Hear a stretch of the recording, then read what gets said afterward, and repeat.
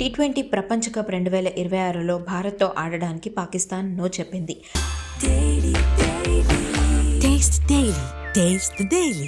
కానీ మిగతా టీమ్స్తో మ్యాచ్ ఆడడానికి రెడీగా ఉంది. అయితే ఈ విషయంపై పాకిస్తాన్ క్రికెట్ బోర్డు ఇంకా అంతర్జాతీయ క్రికెట్ కౌన్సిల్కు లిఖితపూర్వకంగా సమాచారం అందివ్వలేదు. ఇంతలోనే పాకిస్తాన్ను షాక్కు గురిచేసే ఒక విషయం బయటపడింది. భారత్తో జరిగే మ్యాచ్లను బహిష్కరించాలనే తన ప్రయత్నంలో పాకిస్తాన్కు ఏ దేశం నుంచి కూడా మద్దతు లభించలేదని తెలుస్తోంది. ఈ విషయంపై ఐసీసీ బోర్డు వద్ద పాకిస్తాన్ ఒంటరిగా మిగిలిపోయింది.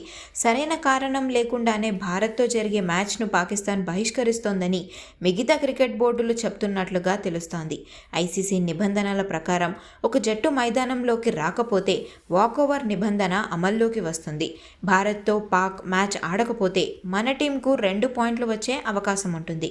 పాకిస్తాన్పై వాకోవర్ పొందడానికి భారత్ మైదానంలోనే ఉండాలి. ఒకవేళ వాకోవర్ జరిగితే పాకిస్తాన్ పూర్తి 20 ఓవర్లు బ్యాటింగ్ చేసి 0 పరుగులు చేసినట్లుగా పరిగణిస్తారు.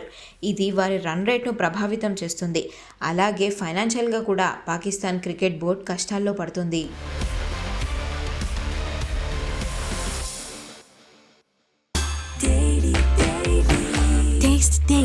Taste the Daily.